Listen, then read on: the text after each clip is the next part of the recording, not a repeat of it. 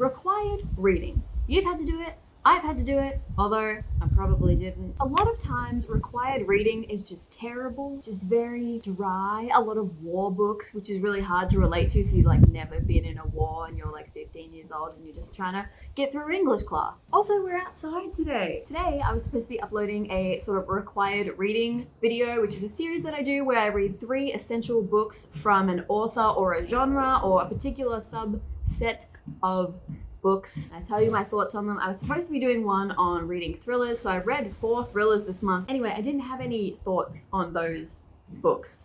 Like nothing at all. Having no thoughts, me, that's about right. So I'm cheating my way out of doing that video, kind of like how I cheated my way out of reading a lot of these books, by doing a required reading video for school, like books that I had to read for school. So I'm actually very excited to talk about the books that I had to read for school. What a nerd! Because one of them is my favorite book of all time. Oh, sorry, I had to cut out that little bit of audio. That was just the sound of my English teachers wetting their pants because this is how I'm choosing to spend my free time now. Anyway, here are 5 books I had to read and study for school that actually slapped. In order, leading up to the one that I like the most, the first one I'm going to talk about is Death of a Salesman by Arthur Miller. This is actually a play. Fun fact, Arthur Miller married to Marilyn Monroe. He was a catch, apparently. This is very well known. It's set in the 50s. It's about a man named Willy Loman. Willy Loman is a salesman who is deluded, insecure, and relies on the approval of others for his own self-worth. Wait, Arthur Miller? Are you spying on me? Basically, it's about Willy and how he and his family are so focused on achieving wealth and success that it takes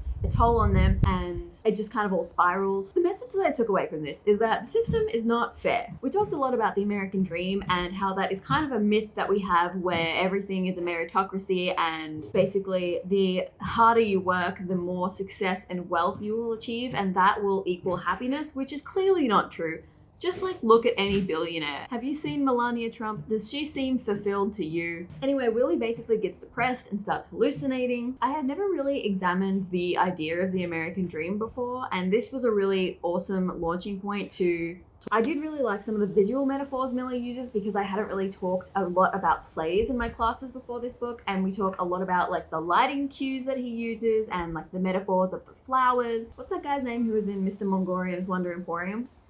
Dustin Hoffman, he's in this movie. I don't know why Mr. Mongorian is the first movie that I thought of him in, but yeah. But the movie of this, he's in it, and he was also in the stage play version, I think. The next book I had to read for school, and I loved, was Ravensgate by Anthony Horowitz. So in 8th grade, I had just watched Paranormal Activity by myself, and I thought I was the shit. I thought I was so hardcore, and so there was this English class looking at horror books and scary stories, so this is what we read. It's obviously, it's not like that scary. This is like a middle grade type of scary, like look at the text size. This is about a boy called Matt, and he gets in trouble with the police and gets sent to a new pair of foster parents, but there is something a little bit off about his new guardians. Actually, there's something a little bit off about the whole village that he's in. There are people called the Old Ones who have like these supernatural ancient powers. One of the cool things about kids' books is that there are these authority figures who are, you know, the adults, and they have so much control and power over you and where you stay and where you live and what you do. And this book really capitalizes on the aspect of being trapped with an adult and this kid doesn't really have anywhere else to go. It really worked for this book.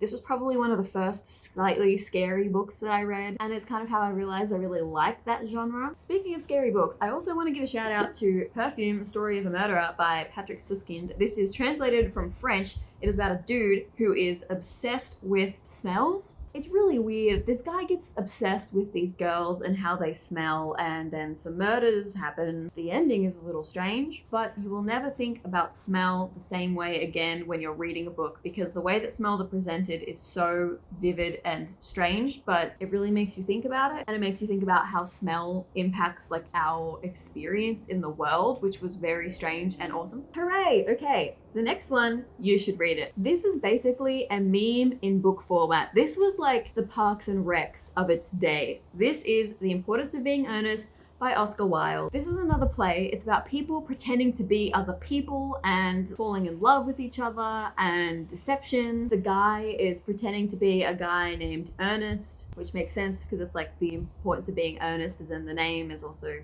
important to being honest. Colin Firth and Rupert Everett are in the movie adaptation of this, which you should definitely watch. Rupert Everett is the voice of Prince Charming in Shrek, so if you want to go, see some more of him, there you are. I think anybody who likes the Jane Austen books would really enjoy this play because it's kind of like a lighter, more fun classic. If you haven't read Oscar Wilde yet, this is your cue. Okay, now we are in top 2. I was so lucky to be able to read this in school, and that was The Book Thief by Marcus Zusak. This is one of my favorite books. I was given it by a teacher when I was like 11. Was maybe a bit young to be reading graphic depictions of people being exploded in World War II, but clearly I was messed up by it enough to want to study it for an entire semester. Yes, these are all my tabs. You could study this for like double the amount of time that we studied it and you still wouldn't get to everything. This is a 500-page book about World War II and it's narrated by death. Sounds fun. I really had a great professor for this book and she helped me understand what I loved so much about Zuzak's writing style and broke down all of the components of it. I will always read Zuzak books purely because of his writing style, but this one is by far the best of his books. It is masterpiece. How are you going? I would like to pause for one moment to talk about a little honorable mention and the only non-fiction book in this list, and that is The Courage to Create by Rollo May. It's just short enough for my short attention span, so that was enjoyable. But this book is about creativity being necessary for our existence. But basically that creativity is central to our state of being, which is really interesting. And it's not just for people who think of themselves as artists, it's for everybody. And now, for my favorite book of all time, this is the only book that I have multiple copies of, so I'm going to show you all of them. Frankenstein by Mary Shelley, aka Why Doctors Need Social Skills. This is the one I had for class. It was getting a little grungy, so I bought a $5 one from Book Outlet that is like the nicest one. And I also have a really beautiful graphic novel edition. Like, look at that. Oh my goodness. I don't know how I'm gonna not rant on this book. I'll try and keep it short. When I first read this, first of all, the writing style is very buttery and smooth, which sounds very strange, but like, you know what I mean if you know what I mean. Also, I'm a little bit in love with Mary Shelley. She was 18 years old when she wrote this. Think of every single time you've encountered like a Frankenstein monster or whatever in your life. It was because of this random 18-year-old 200 years ago writing this book. I will never get over that. She went on a camping trip with a bunch of other poets from her time like Lord Byron, Percy Shelley, and they had a scary story competition, and this is what she wrote.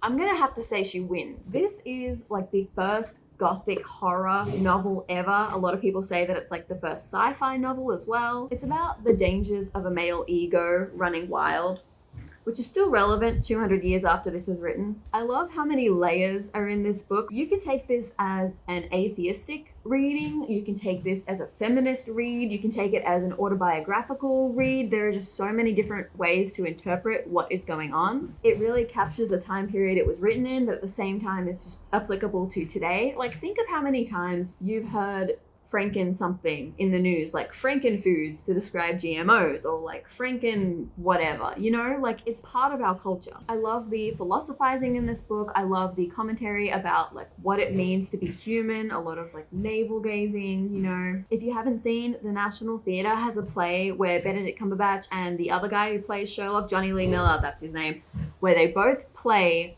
Victor and the creature and they swap roles every night, and it's kind of like to show the duality of man, which is kind of like a big theme in this book. It's really cool. It was on their YouTube page. It probably won't be there by the time I mention this, but you can definitely look up trailers and behind the scenes and stuff like that if you're interested. I could go on about this one forever. All right. Thank you for making it this far. I appreciate you. You should also read Oscar Wilde, and you should tell me what your favorite book you had to read for school was, or if there was a particularly bad one that you had to read for school, because I know there are a lot of them. Okay, well, thank you for watching. I'll see you soon. Bye.